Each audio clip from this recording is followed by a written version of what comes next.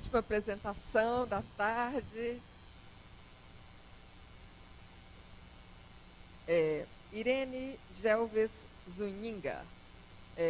Ela é residente pós-doutoral do Programa de Pós-Graduação em Ecologia, Conservação e Manejo da Vida Silvestre, cujo supervisor é o professor Geraldo Wilson Fernandes. A Irene vai nos apresentar hoje o paradoxo das flores. Como atrair insetos pode ser perigoso para as flores. Olá, gente, boa tarde. Como eu já fui apresentada, eu vou trazer vocês. Foi ótimo que o Márcio introduziu um pouco a gente assim nessa generalidade do Cerrado, porque já eu sou uma bióloga colombiana que conheceu o Cerrado há 10 anos, então tenho toda uma outra visão, né, e uma outra relação afetiva, acadêmica e cultural com ele. Eu formei na Colômbia, eu queria só contar rapidinho assim. E o que eu vou contar hoje para vocês é um pouco sobre minha pesquisa de doutorado, mas também diz muito sobre minha caminhada como mulher cientista latino-americana e como uma pessoa migrante aqui em Minas Gerais, no Brasil, obviamente no mundo. Basicamente eu vou guiar vocês por uma historinha que vai passar por um resumo sobre o que entendemos como polinização. Depois vamos falar um pouco sobre as características das flores que fazem elas mais ou menos interessantes para determinados grupos de visitantes. Depois eu vou explicar para vocês um conceito que eu acredito que quase ninguém deve ter escutado muito, que são os antagonistas florais. E eu vou contar finalmente essa historinha que acontece nas flores de um ambiente de cerrado, que é o campo rupestre, de um lugar que provavelmente vocês também já foram de férias, igual o Márcio falou, que é a Serra do Cipó. Então a gente vai viajar um pouquinho aqui sobre esse tipo de lugares. Bom, as plantas com flores, então, que todos nós já vimos desde a infância, elas são maioritariamente dependentes de animais que vão lá para fazer aquela troca de células reprodutivas e dar origem ou possibilitar a formação de frutos e de sementes. Muitas das plantas que a gente precisa... desculpa, gente. Muitas das plantas que a gente precisa, que a gente usa, que a gente consome, elas dependem desses visitantes polinizadores e por isso a polinização e as abelhas estão em voga. Todo mundo quer saber porque as abelhas estão desaparecendo e todo mundo quer saber o que acontece com a polinização. E então, falando das abelhas, elas são os atores principais quando a gente conversa sobre polinização, e essa, digamos, trazendo um pouco essa conexão com a palestra anterior das duas caras, aqui também a gente vai falar de duas caras, só que as duas caras de quem visita as flores. Basicamente, as abelhas, elas são mega diversas, elas visitam e consomem muitos recursos diferentes das flores, que podem incluir néctar, pólen, resinas, que nada mais são do que óleos que as plantas oferecem, e aromas. Temos também as borboletas e as mariposas, que elas já estão interagindo com um tipo de flores, por exemplo, no caso das mariposas, que são noturnas, aí as flores já vão ter umas características menos coloridas, vão soltar os odores delas à noite, enquanto as borboletas elas vão preferir plantas um pouco mais coloridas, que abrem durante o dia, que ficam disponíveis durante o dia, e ambos grupos se alimentam de néctar. Tem outros tipos de polinizadores que não são facilmente percebíveis para a gente não associa na hora, como, por exemplo, os besouros, que estão associados a esse tipo de flores, que faz mais ou menos como aquele copo de leite. E os besouros, eles usam as flores como refúgio, como bandejão, e como boate, eles fazem tudo ali. Eles precisam de abrigo, eles se alimentam ali, eles copulam ali. Então, eles já têm um outro uso bem diferente das abelhas, por exemplo. Tem outros insetos que não são tão famosos, igual as moscas. Tipo esse daqui. Tem, inclusive, no Cerrado, repórteres de formigas fazendo polinização de uma planta para outra. Isso aqui é uma planta parente de uma sempre-viva. E, pulando para outro grupo assim, dos animais, temos as aves, que a gente que tem a sorte de viver no neotrópico, está super familiarizado com beija-flores, mas não se enganem que não é todo mundo que tem esse privilégio, diria eu. que já vão procurando flores um pouco, que não tem odor, que está mais para os tons avermelhados, alaranjados, e que geralmente elas são oferecidas em grupo, que o beija-flor ele vai indo em várias flores rapidamente, assim. E eles também se alimentam de néctar. E tem também os morcegos, que também estão mais associados a flores do período noturno, por dizer de alguma parte. E os morcegos são interessantes porque eles já fazem um aproveitamento dos recursos das flores diferentes. Eles comem tecido, comem pólen, comem néctar. Vocês podem ver que todos esses animais que estão visitando essas flores, eles usam ela de um jeito diferente. Que é o mesmo quando a gente está num self-service e alguém coloca abóbora, outra pessoa coloca saladinha de feijão fraldinho, outra pessoa não gosta de passar reto e já vai para batata. E é mais ou menos a mesma coisa. E tem outros vertebrados menos icônicos, como alguns lagartos, esse aqui é em Fernando de Noronha, e inclusive alguns primatas que estão bem associados com benefícios para a produção de frutos e sementes, especificamente de leguminosas. E aí, eu trouxe essas duas imagens para a gente pensar, será que todos os animais visitam as flores da mesma forma? Eu já dei esse spoiler antes, falando das duas caras. Se a gente para ver essa imagem, seria dizer que se trata da mesma espécie de planta. As flores elas têm a mesma tonalidade avermelhada, aparentemente elas produzem néctar, elas estão agrupadas mais ou menos em uma espiguinha, por dizer assim, do mesmo jeitinho. E esse bicho que está aqui, esse beija-flor, ele parece ser da mesma espécie. Se a gente não for taxonomista, né, de aves, a gente diria, não, é o mesmo, né? Poderia até ser o mesmo bicho, de manhã e de tarde, por exemplo. A grande diferença e o grande lance, que é mais ou menos o que fez uma troca de chave na minha vida acadêmica, para falar a verdade, é esta relação versus esta relação. Então, é aquele momento quando duas entidades biológicas parecem ser a mesma coisa, mas por alguma coisa sutil ela vira e faz outra. Então, tinha tudo para a polinização acontecer aqui. Geralmente, a gente, na biologia da polinização, fala que esse aqui é uma visita benéfica para a planta, porque as estruturas reprodutivas da flor, que são essas daqui, estão encostando aqui na parte de cima, né, do beija-flor. Já aqui, se vocês veem, com atenção, nesse pontinho aqui, esse aqui são as anteras, onde está o pólen dela. Ela não encosta no beija-flor. Ou seja, esse beija-flor, quando ele vai para outra planta, ela não leva esse pólen ali. Então, tudo que para a gente pode parecer a mesma coisa, acaba que não é a mesma coisa. O beija-flor não está carregando o pólen e essa espécie provavelmente não vai ter esse pólen dessa planta, pelo menos ela não vai se transformar em frutos e sementes lá na frente. A polinização, eu tenho certeza que todo mundo aqui já escutou alguma vez sobre sua importância. Ela é mais ou menos, fazendo uma analogia, uma disciplina mais clássica dentro da biologia mesmo. E eu vou falar hoje com vocês uma coisa que é um pouco mais, vou falar novidosa, que eu acho assim uma palavra um pouco egocêntrica, mas é uma versão alternativa. E aí, o que acontece basicamente é que quando esses dois comportamentos, o comportamento de bonzinhos e o comportamento de vilões, acontecem na mesma planta, essas plantas que estão fazendo uns esforços gigantescos para atrair esses visitantes, elas entram em um conflito. Eu estou oferecendo uma comida, mas acaba que ninguém está me pagando, então eu vou continuar fazendo marmita, mais ou menos. E aí,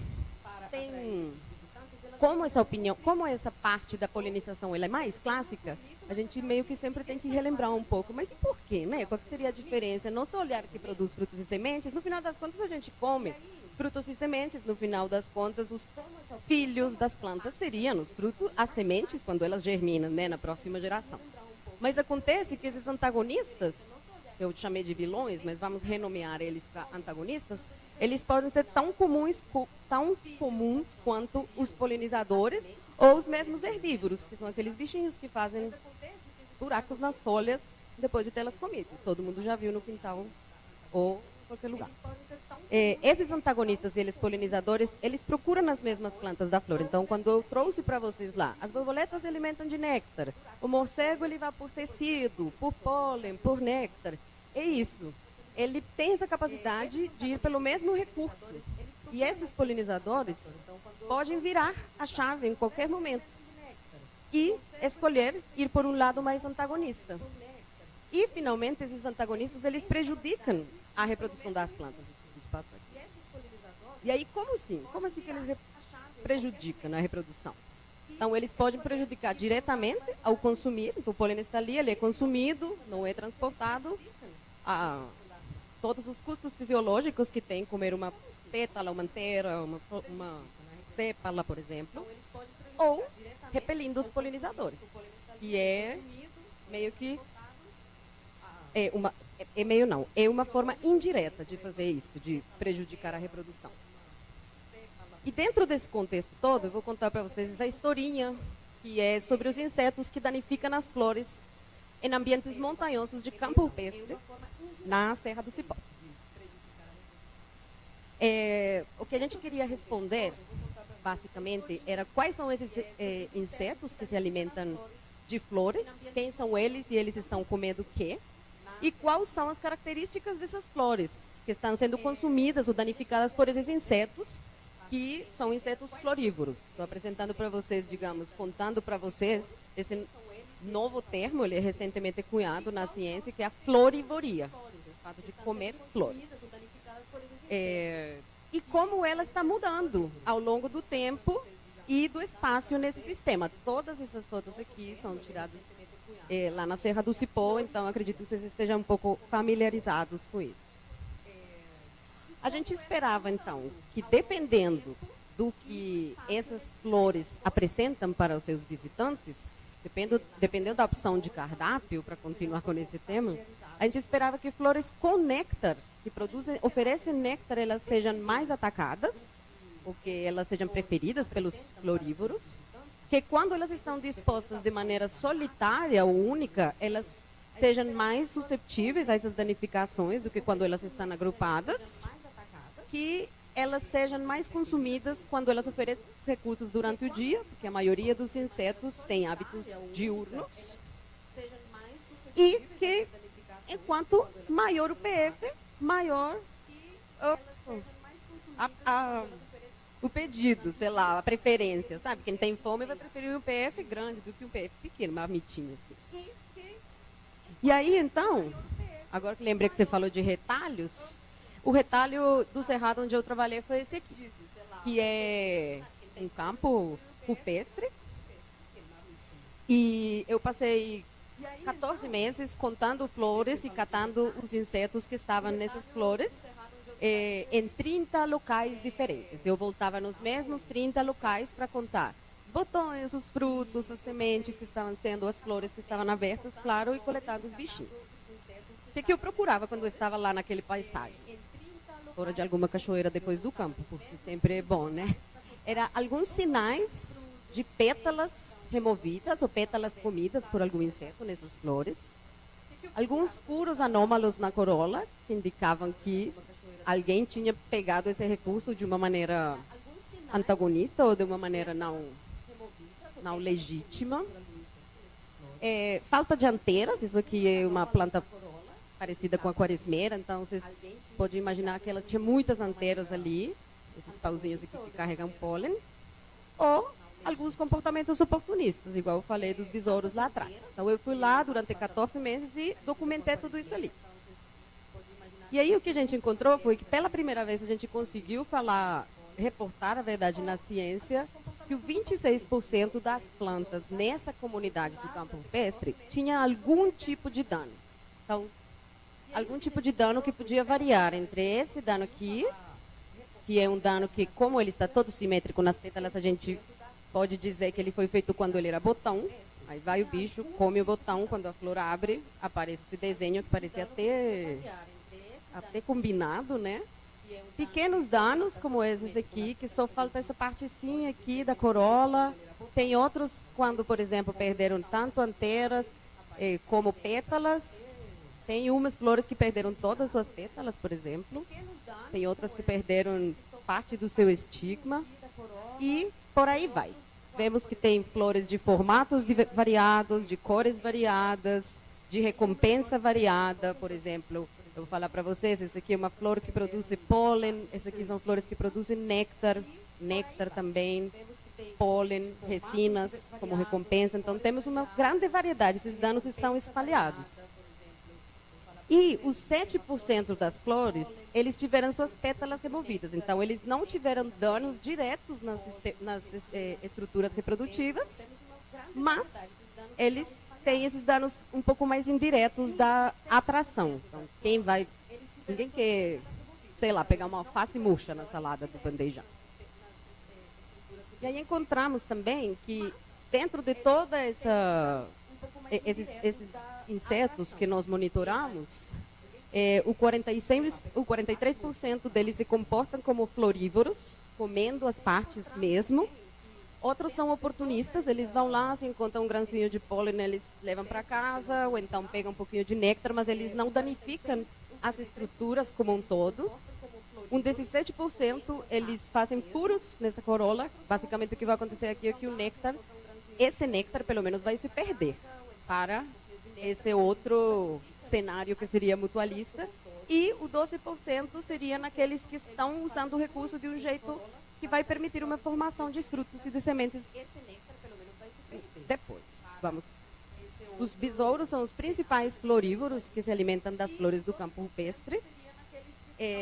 Aqui vemos de vários tipos de besouros, em vários tipos de flores. Por exemplo, essa flor aqui que não parece uma flor, mas ela é uma flor de uma canela de ema, inclusive. E o besouro ele já vai desde o começo da formação da haste floral, comendo vorazmente todas as suas esse tecido, porque não são órgãos reprodutivos como tudo.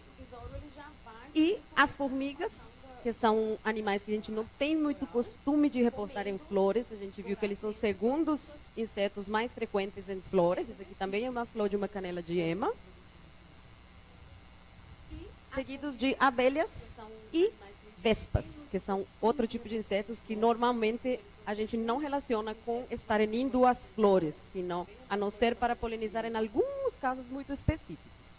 Então, abrimos um pouco esse leque, abrimos realmente esse leque, tipo, olha, tem besouro que está vindo, tem vespa, tem abelha, tem formiga. Encontramos também que as flores que têm pólen como recompensa, elas são preferidas por esses insetos florívoros, mas quando tem néctar, elas acostumam comer mais essa parte daqui, a corola, os pétalos, que pode ser relacionado um pouco com palatabilidade, o gosto que as flores têm, a textura que as pétalas têm. As flores únicas, como a gente esperava, são mais danificadas pelos insetos florívoros, enquanto as que abrem durante o dia também têm maiores danos assim para florívoros. Todas essas fotos que eu estou apresentando para vocês são as coisas que a gente encontrou lá. Então, eu gostaria muito que hoje vocês, ou amanhã, ou no final de semana, vocês estiverem lá no jardim, no momento de relax, olharem para uma flor e falando, gente, tem um buraco nessa flor, falta uma parte aqui. Aí eu já me sentiria assim, valeu a pena essa parada aqui que estou aqui fazendo. E encontramos também que tem um limite de tamanho que é preferido por eles. Então, não entre maior a marmita. Tem um limite de tamanho, nós categorizamos esses tamanhos em 4. E o terceiro, que seria o G, vamos supor, se pensarmos em P, M, G e GG, seria o G, o que é o mais atacado. E entre o GG e o M não houve nenhuma diferença. Então, parece que tem um tamanho limite que eles conseguem comer, digamos.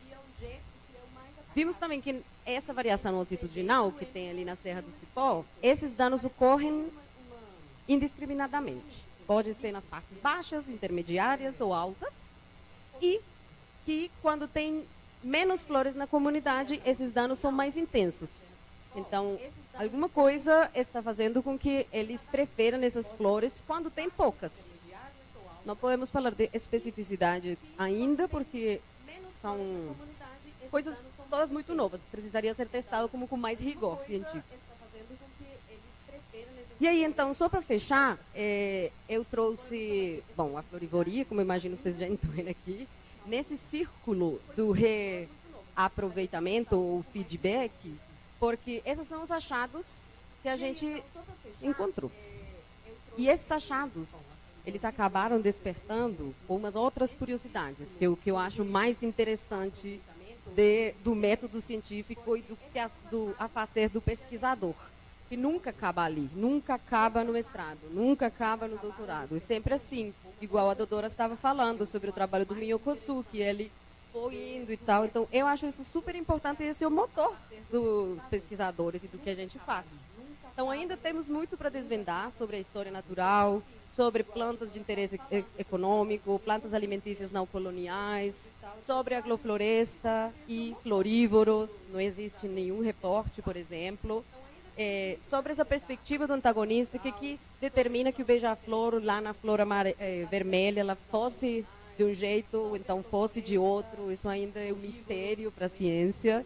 E essa interferência direta com a reprodução das plantas. Fala, por exemplo, no cultivo de maracujá, abelha cachorro diminui a produção dele em 30%, por exemplo. E o spoiler que eu que estou trabalhando na minha residência pós-doutoral vou tentar desvendar um pouco sobre os aromas e essa atração com os florívoros, usando também as plantas do campo rupestre. Mas aí isso já vocês verão em outros episódios de outros seriados por aí. E é isso, gente. Eu